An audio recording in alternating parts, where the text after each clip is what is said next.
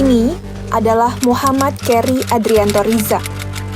Ia merupakan salah satu tersangka dalam kasus dugaan korupsi tata kelola minyak mentah dan produk kilang pada PT Pertamina Subholding dan K3S tahun 2018 hingga 2023. Keri diketahui adalah anak dari pengusaha minyak dan gas Muhammad Riza Khalid. Lantas, apa peran Keri Adrianto dalam kasus ini?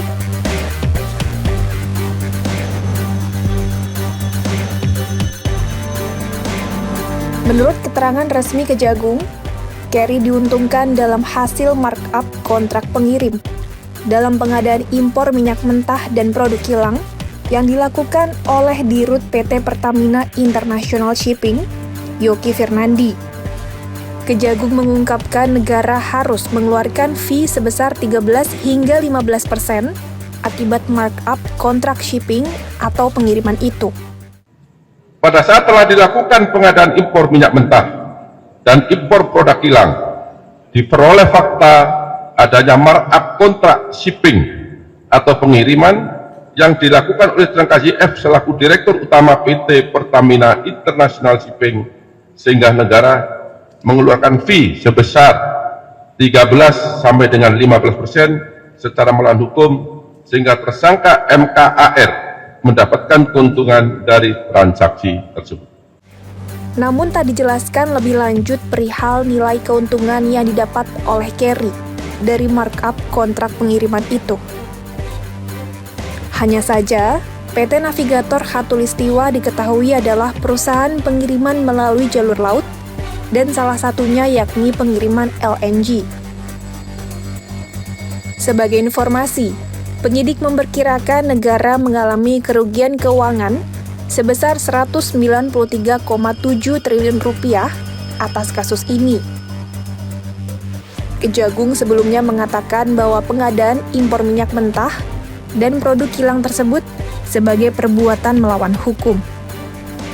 Direktur Penyidikan Jampitsus Kejagung, Abdul Kohar, menjelaskan pemenuhan minyak mentah dalam negeri wajib mengutamakan pasokan minyak bumi dari dalam negeri periode tahun 2018 hingga 2023. Oleh karena itu, PT Pertamina Persero pun wajib mencari pasokan minyak bumi yang berasal dari kontraktor dalam negeri sebelum merencanakan impor minyak bumi.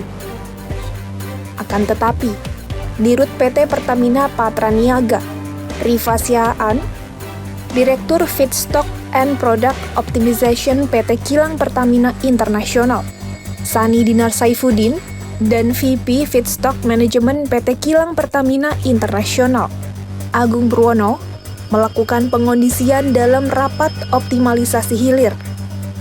Hasil rapat itu kemudian dijadikan dasar untuk menurunkan produksi kilang, sehingga produksi minyak bumi dalam negeri tak terserap seluruhnya.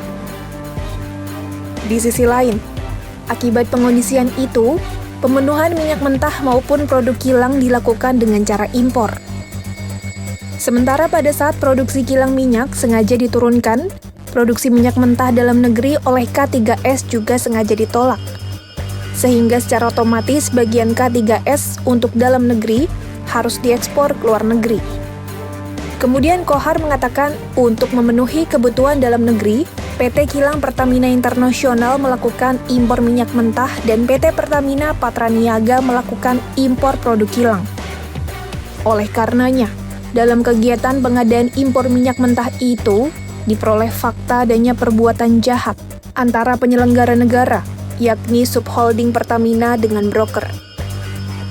Kemudian dalam prosesnya Komisaris PT Navigator Khatulistiwa, Dimas Werhaspati, dan Komisaris PT Jenggala Maritim dan Dirut PT Orbit Terminal Merak, Gading Ramadan Jaedo melakukan komunikasi dengan AP agar bisa memperoleh harga tinggi pada saat syarat belum terpenuhi.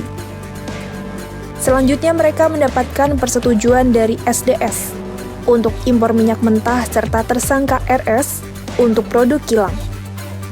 Selain itu ditemukan pula adanya markup kontrak shipping yang dilakukan di Dirut PT Pertamina International Shipping, Yoki Fernandi, sehingga menguntungkan Keri. Akibat kecurangan itu, komponen harga dasar yang dijadikan acuan HIP BBM untuk dijual ke masyarakat menjadi lebih tinggi.